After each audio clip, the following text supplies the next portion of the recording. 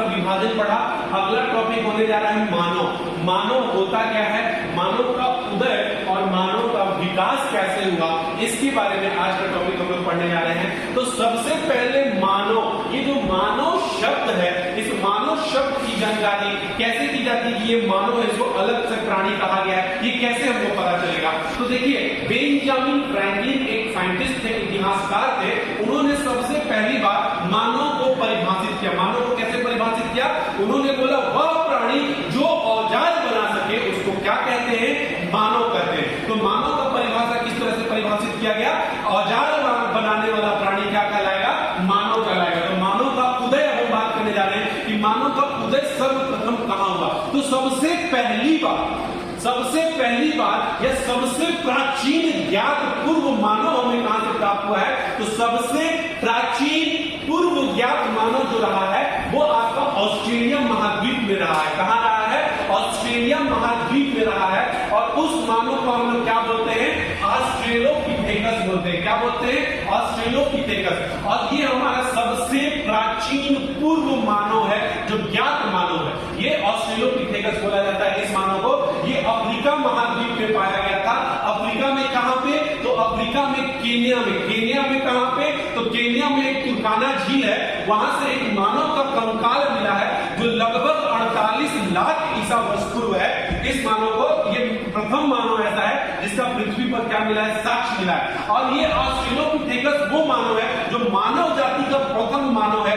इसीलिए ऑस्ट्रेलोपिथेकस को होमिनिड भी बोला गया। क्या बोला गया है? होमिनिड भी बोला गया। और ऑस्ट्रेलोपिथेकस वो मानव था जो आधा नर और आधा बानर की तरह अपना आचरण व्यक्तित्व करता था। इसीलिए इसको ऑस्ट्रेलोपिथेकस को आद्य मानव या प्रोटो मानव भी कहा गया। आद्य मानव मतलब आधा नर आधा बानर, यानी कि आधा वो विचरण, मतलब वो इस तरह से चलने वाला मानव हो गया, वो उसको ऑस्ट्रेलोपिथेकस कहा गया है। तो प्रोटो मानव या आद्य मानव किस मानव को कहा जाता है? ऑस्ट्रेलोपिथेकस वाले मानव को ही प्रोटो मानव या आद्य मानव कहा गया है। ये हमारा सबसे प्राचीन ज्ञात मानव है। समझ में आ रहा है? ये पहला होमिनिड भी है। होमिनिड मतलब मानव जाति का प्रथम जाति है। समझ में आ रहा है? ऑस्ट्रेलोपिथेकस ये हमारा सबसे प्राचीन ज्ञात पूर्व मानव हो गया। इसके बाद वर्तमान मानव का विभाजन करने के लिए, हमने एक शब्द का उपयोग किया, होमो। उसको श्रेणियों में बांटने के लिए हमने होमो शब्द का प्रयोग किया। और हमने वर्तमान मानव को कितने भागों में बांटा? 4 भागों में। होमो हैबिलियस, होमो इरेक्टस, होमो सेपियंस और चौथा होमो सेपियंस सेपियंस। होमो हैबिलियस पे आते हैं। होमो हैबिलियस को प्रथम मानव या कारीगर मानव कहा गया है। क्या कहा गया है? प्रथम मानव या कारीगर मानव कहा गया है। कारीगर कहने का मतलब कि इसने कुछ कारीगरी की होगी। तो इन्होंने कौन सी कारीगरी की है? तो पत्थर से औजार बनाने वाला ये प्रथम मानव था। पत्थर से औजार बनाने वाला ये प्रथम मानव था, इसीलिए इसको कारीगर मानव कहा गया या प्रथम मानव कहा गया। क्योंकि औजार बनाने के लिए हाथ का उपयोग किया जाता है, तो प्रथम बार हाथ का उपयोग करने वाला मानव भी कौन कहलाता है? आपका होमो हैबिलियस कहलाता है। और इसी मानव को कारीगर मानव भी कहते हैं। यहां तक ध्यान देने वाली बात है कि हमें अग्नि का ज्ञान नहीं था अभी तक। अब हम बात करने जा रहे हैं होमो इरेक्टस के बारे में। किसके बारे में? होमो इरेक्टस। शब्द से ही पता चल रहा है, इरेक्ट का मतलब सीधा खड़ा होकर चलने वाला। तो सीधा खड़ा होकर चलने वाले मानव को क्या कहा गया? होमो इरेक्टस कहा गया। ये वो मानव था जो क्या किया? सबसे पहली बार औजार तो बनाया, लेकिन कैसा औजार बनाया? कुल्हाड़ी बनाया, हैंड एक्स बनाया। तो हैंड एक्स बनाने वाला प्रथम मानव कौन था? होमो इरेक्टस। और सबसे महत्वपूर्ण बात होमो इरेक्टस के काल की, कि अग्नि का आविष्कार जो होता है वो होमो इरेक्टस के काल में ही होता है। होमो इरेक्टस के काल में ही होता है अग्नि का आविष्कार। ये सीधा चलने वाला मानव था और ये प्रथम मानव था जिसने हैंड एक्स बनवाया था। और अग्नि का आविष्कार जो हुआ है वो होमो इरेक्टस के काल में हुआ है। ध्यान रखने वाली बात है कि अग्नि का आविष्कार लगभग 1 लाख ईसा वर्ष पूर्व हुआ है। और ये मानो अग्नि का आविष्कार तो हुआ था इनके समय में, लेकिन अग्नि का उपयोग करना इनको नहीं आ रहा था। ध्यान देने वाली बात है कि अग्नि का उपयोग इनको नहीं आता था। हाँ, अग्नि का आविष्कार जरूर हो चुका था। किस काल में? होमो इरेक्टस के काल में। अब आ रहे हैं इसके बारे में, होमो सेपियंस के बारे में।